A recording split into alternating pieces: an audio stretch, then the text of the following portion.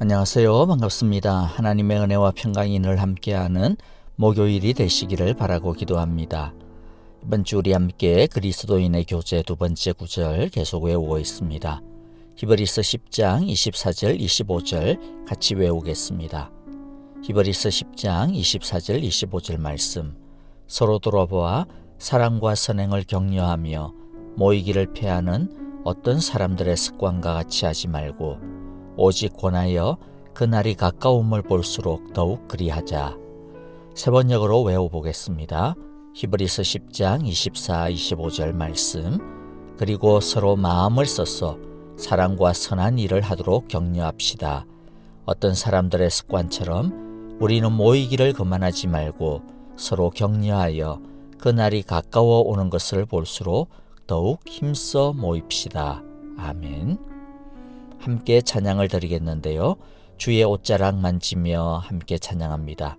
우리의 자유의 왕관을 주님 발 앞에 내려놓기를 원합니다. 함께 찬양 드리겠습니다.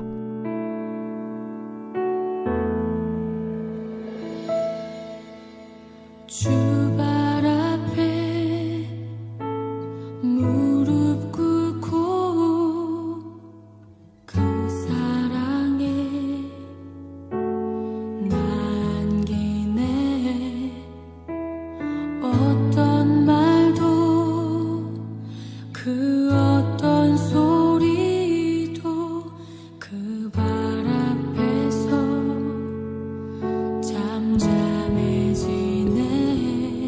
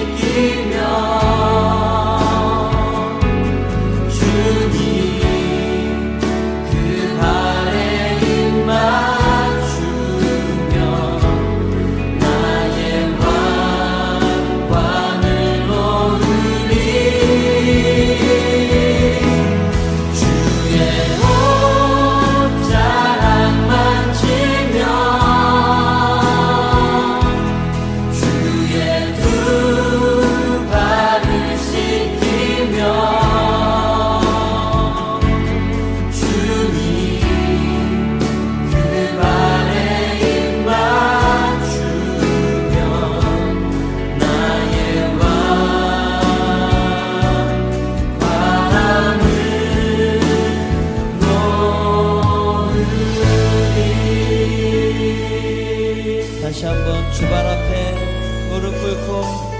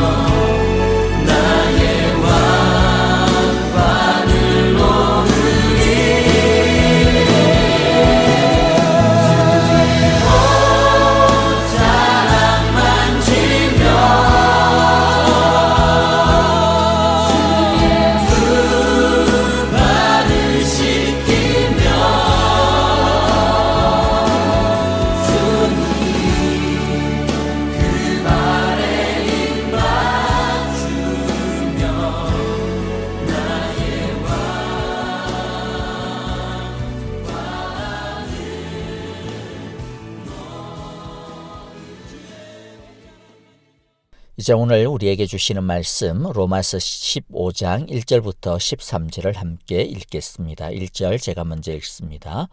믿음이 강한 우리는 믿음이 약한 사람들의 약점을 돌보아 주어야 합니다.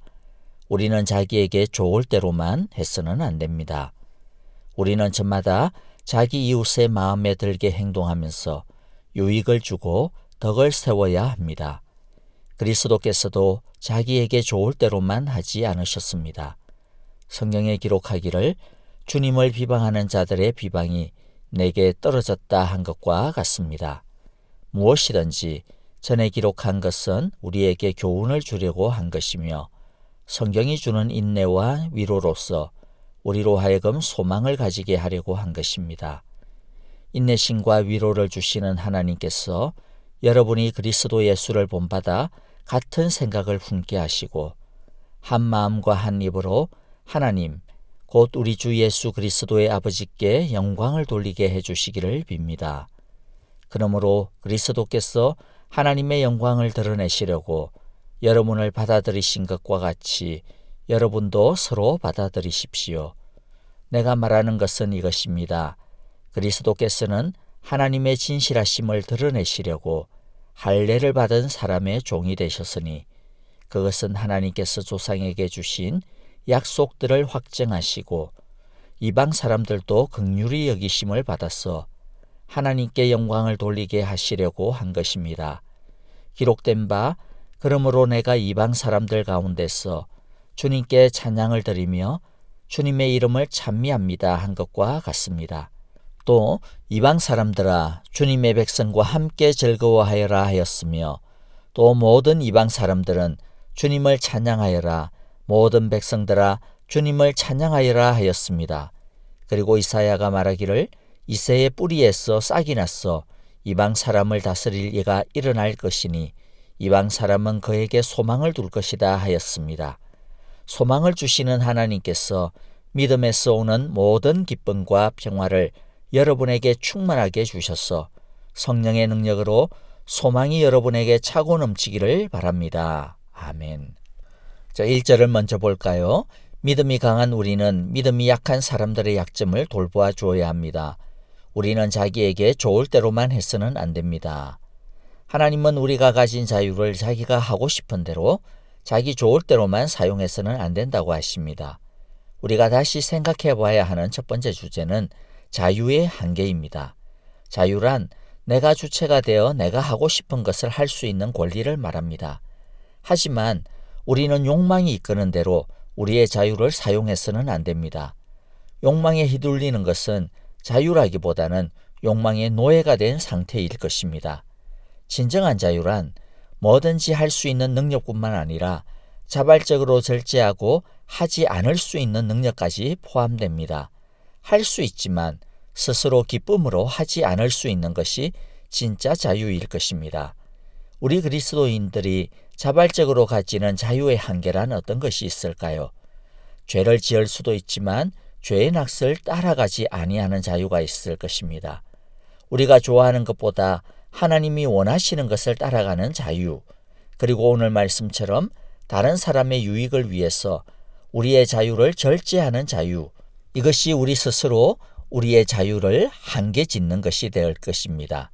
자, 2절을 보면 우리는 저마다 자기 이웃의 마음에 들게 행동하면서 유익을 주고 덕을 세워야 합니다. 자, 우리가 다른 사람의 마음에 들게 행동하고 다른 사람의 유익을 위하고 다른 사람에게 덕을 끼치는 것은 억지로 그렇게 하는 것이 아닙니다. 안 하면 벌을 받을까 봐 두려워서 그러는 것도 아닙니다. 심지어 그렇게 하면 뭔가 대단한 보상이 있기 때문에 그 보상을 바라보고 그러는 것도 아닙니다.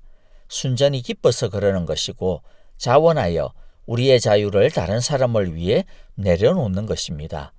이것이 믿음이 강한 사람의 모습입니다. 그런데 한 가지 짚고 넘어가야 될 것이 있어요. 그러면 도대체 믿음이 강한 사람은 누구일까라는 것이죠. 몇 점짜리 이상이 되어야, 또는 예수 믿은 지 몇 년 이상이 되어야, 아니면 어떤 직분 이상이 되어야 믿음이 강한 사람일까요? 그 기준이 무엇인가요? 바울은 어디에서도 그 기준을 지금 말하지 않습니다.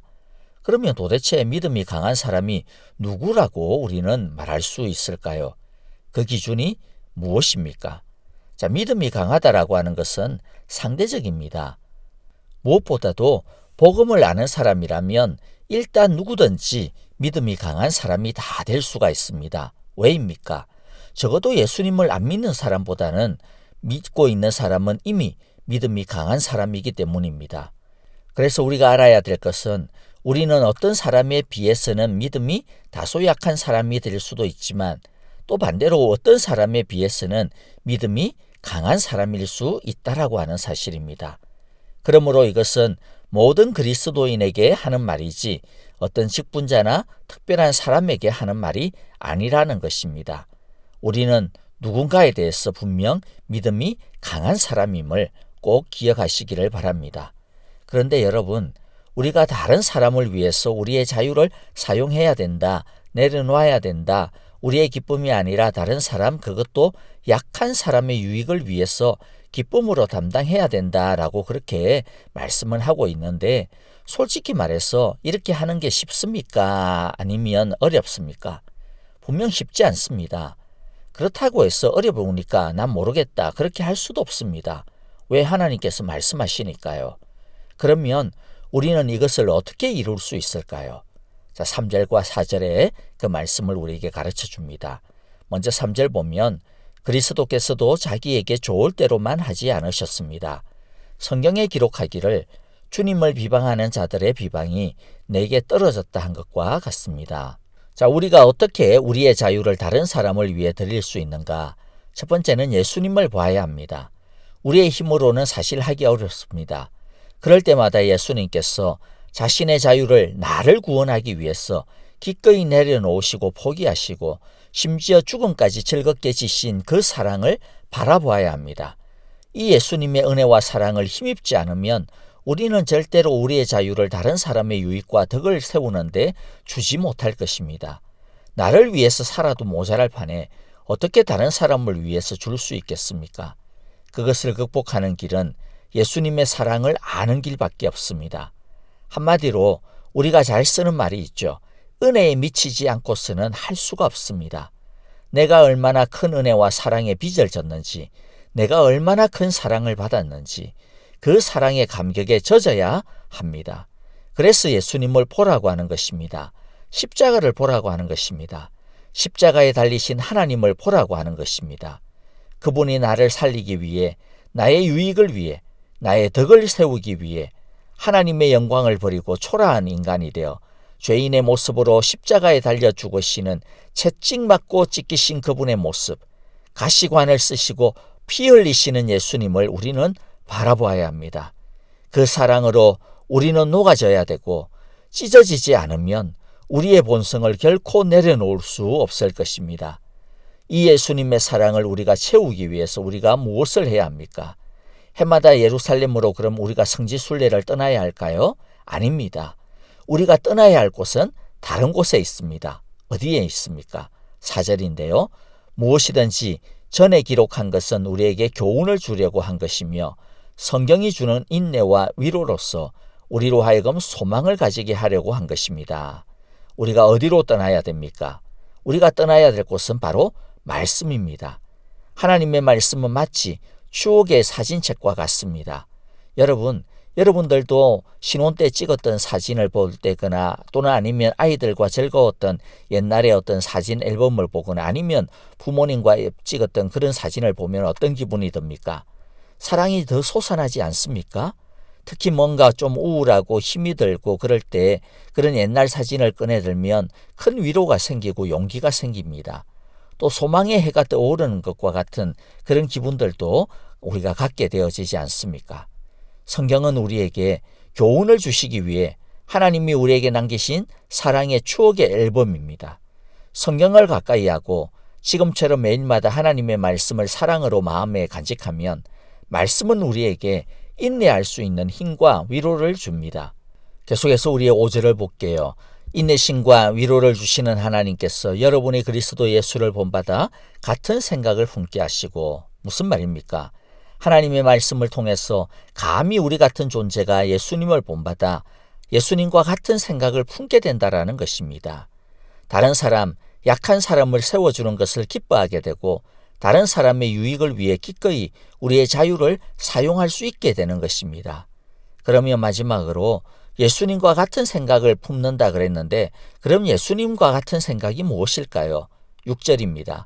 한 마음과 한 입으로 하나님 곧 우리 주 예수 그리스도의 아버지께 영광을 돌리게 해주시기를 빕니다.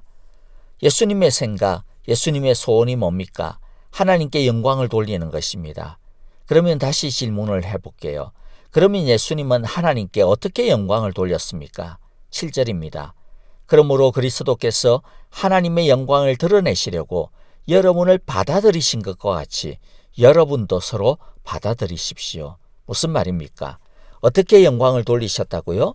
우리를 받아들임으로써 하나님께 영광을 돌리셨다고 합니다. 우리를 받아들이셨다라는 게 무슨 뜻입니까? 우리를 하나님의 자녀로 받아들이셨다는 것입니다. 하나님 나라의 백성으로 받아들이셨다는 뜻입니다. 즉 우리를 구원하셨다라는 것입니다. 너무나도 연약한 우리, 아니 죄인으로서 참 자격이 없었던 우리를 예수님은 기꺼이 받아주셨습니다. 우리를 받아주시기 위해서 당신이 친히 하나님의 영광을 버리고 가장 낮은 자리로 오셨습니다. 우리를 받아주시기 위해서 우리의 죄를 당신이 친히 다 끌어안아 주셨습니다. 그리고 연약하고 자격 없는 우리를 받아주시기 위해 우리 대신 십자가에서 피 흘려 죽으셨습니다.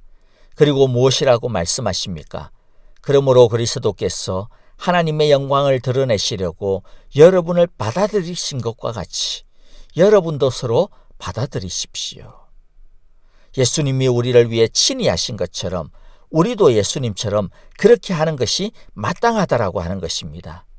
어떻게 생각하십니까? 마땅하다고 생각하십니까? 아니라고 생각하십니까? 8절 이후로부터는 우리가 서로 받아들이는 것이 무엇인지에 대해서 설명을 하고 있습니다. 뭘 받아들여야 되는지. 한마디로 말하면 유대인은 이방인을 받아들이고 이방인은 유대인을 받아들이고 그리고 우리 그리스도인은 예수님이 우리를 받아들이신 것처럼 열방을 받아들여야 한다고 이야기하고 있습니다. 예수님의 소망이 무엇이냐면 13절인데요.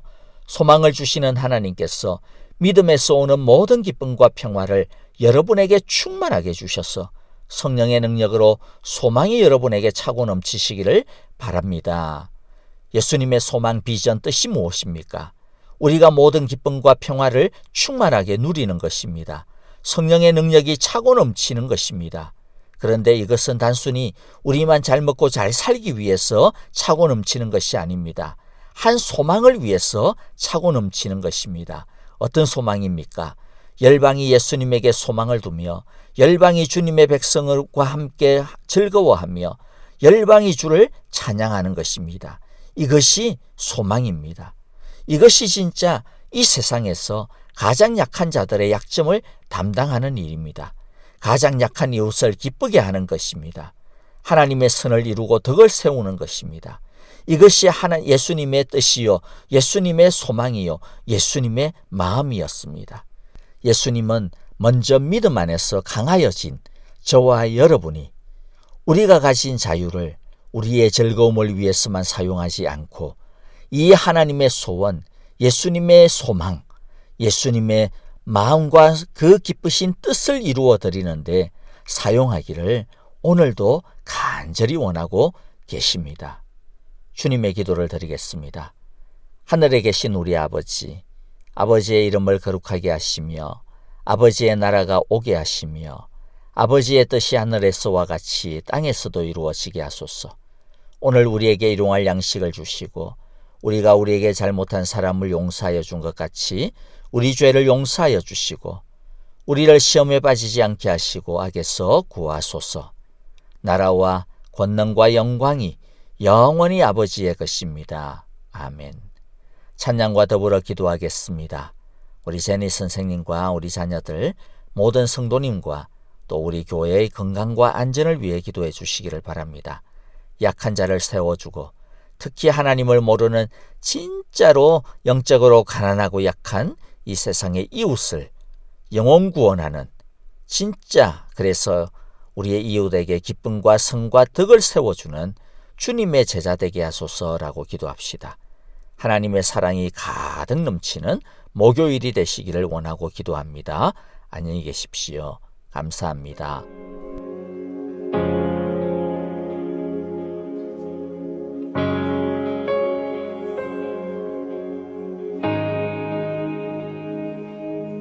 나의 눈 열어 주 보게 하소서. 주의 아름다운 보기 원하네. 주님의 큰 영광 나의 영혼 찬양케 하네. 나의 맘 열어 주께 나아갑니다. 주의 거룩한 뜻 알게 하소서. 주님의 그 음성 나의 영혼 평안케 하네. 나 주님만 원하네. 내 삶의 만족 되신 주, 내 평생의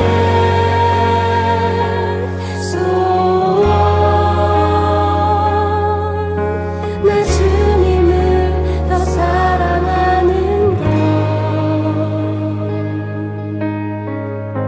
나의 눈 열어 나의 눈 열어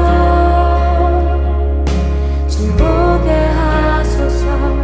주의 아름다운 보기 원하네. 주님의 큰 영광 나의 영혼 찬양케 하네.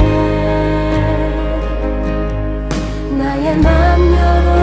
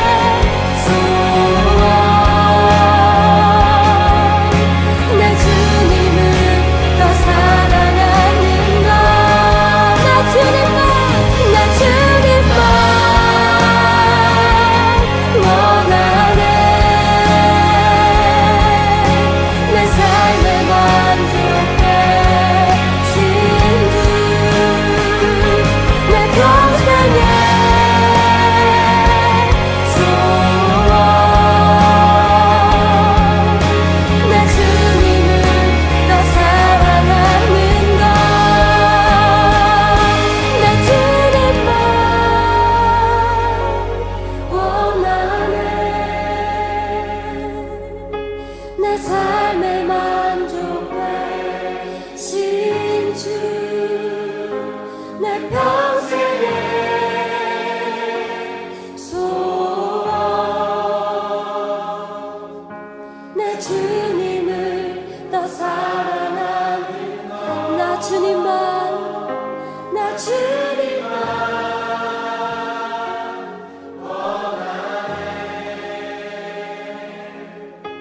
내 삶의 만족의 신주